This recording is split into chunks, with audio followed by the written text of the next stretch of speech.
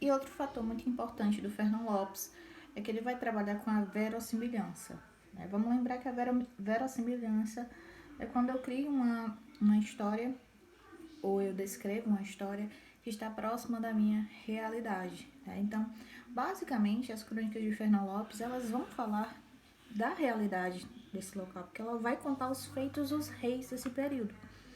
É por isso que eu coloquei aí três crônicas importantes e que vão falar sobre coisas que realmente aconteceram. Então nós temos aí crônicas do El Rei Dom Pedro I, né, do Dom Fernando e do Dom João I. Então o Fernão Lopes, ele por muitos pode ser considerado o pai da história de Portugal, porque as suas crônicas elas vão falar sobre questões históricas muito relevantes dentro de Portugal. Então, assim, aqui são mais informações né, quanto ao Fernão Lopes, né, por ele ter sido um escritor né, de movimento humanista, né, chamado pai da historiografia portuguesa, né?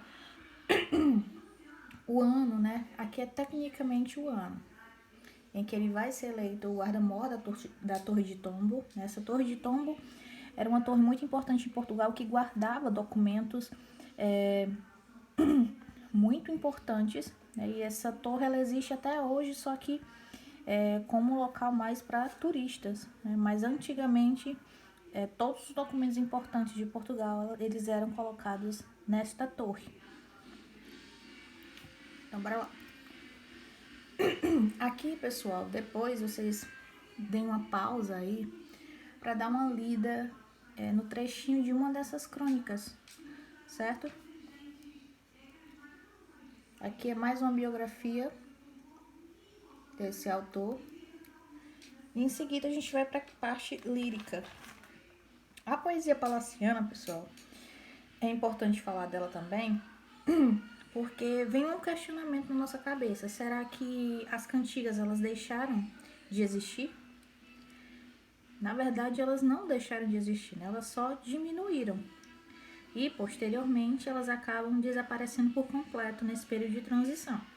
Então, na poesia palaciana, vai ser criado um cancioneiro geral. Esse cancioneiro geral, ele vai ser criado por um poeta chamado Garcia de Rezende. Né? Então, é um compilado, é um livro em que você tem um compilado de poesias diversas, de autores diversos de Portugal, e que vão estar compilados numa obra só, certo? Então, vai ser criado esse cancioneiro né, em 1516 e a gente vai ter alguns pontos importantes também no cancioneiro geral, que dentre eles é que a música ela vai se dissociar da palavra, né? Como a gente já falou anteriormente. O amor aqui, como temática, ele já vai ser visto com intimidade, então os poetas eles são mais realistas quanto ao amor, né? Eles não têm tanto pudor como antes eles tinham, lá no período da Idade Média. Geralmente, o que eles vão usar? Eles vão usar redondilhas. Se você está com um caderno, copie isso. Eles vão usar redondilhas. Redondilhas maiores. O que são redondilhas maiores? É quando eu tenho 7 sílabas poéticas, certo?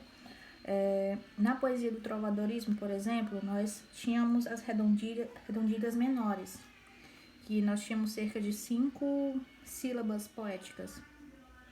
E como nós tínhamos 5 sílabas poéticas em cada verso, necessitava de um instrumento para acompanhar, para dar mais musicalidade. Agora, no humanismo, não. A poesia palaciana, como ela tem 7 sílabas poéticas, ela já tem um ritmo próprio. Então, ela não precisa de um instrumento para acompanhar, certo? Mais uma razão, né? A linguagem aqui, ela tende a ser mais elaborada. E dentro desse cancioneiro, nós vamos ter mais de 1000 poemas.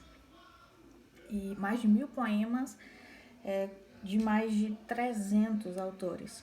Então, o cancioneiro é um compilado organizado por esse autor, Garcia Rezende, e ele é considerado que é o maior repositório da produção literária do humanismo, certo? Assim, o compêndio, né, foi inspirado em cancioneiros espanhóis e demonstra a influência da cultura castelhana e a dinâmica portuguesa na língua.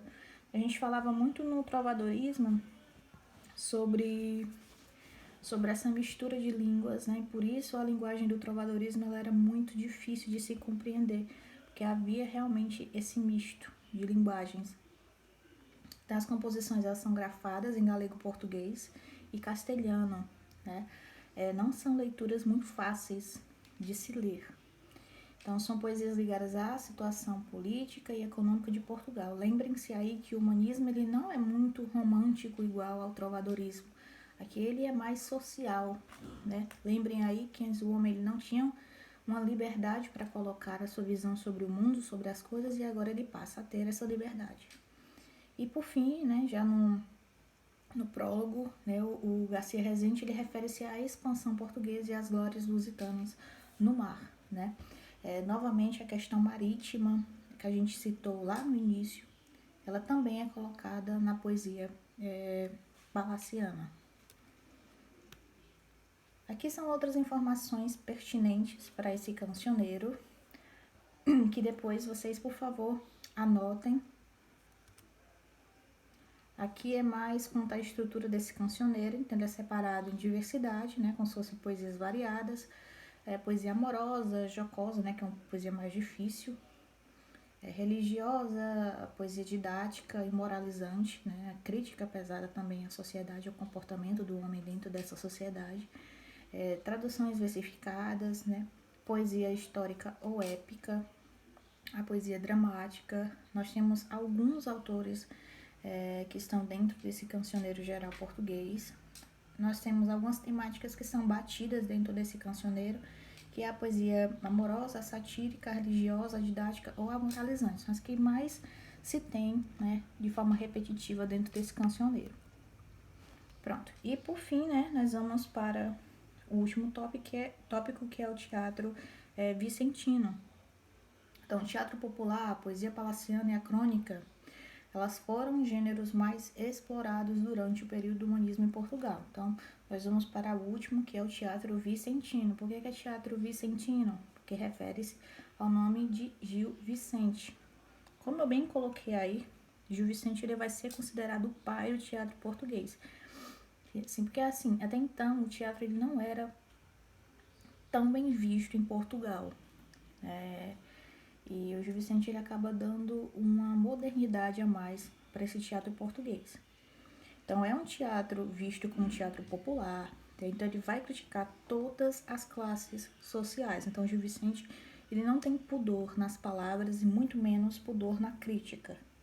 Então ele vai criticar todas as classes sociais, é uma obra que traz muitas questões moralizantes, né, e que utiliza também muito do humor, né, para que a crítica ela não fique tão pesada. Então geralmente, pessoal, aqui eu coloquei só algumas obras, algumas peças desse dramaturgo, que é o Alto da Visitação, o Velho da Horta, o Alto da Barca do Inferno, que é uma das peças mais conhecidas dele, e a Face de Inês Pereira. Aqui depois vocês deem uma lida para conhecer um pouco mais sobre esse dramaturgo, certo? Para que vocês entendam por que ele era tão crítico assim.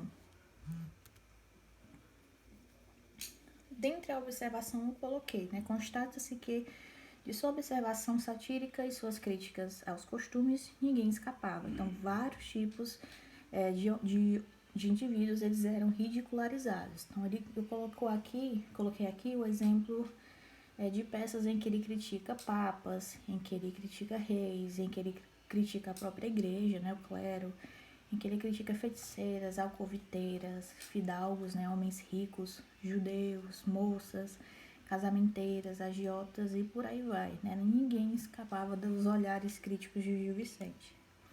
Aqui são as principais características da obra desse autor.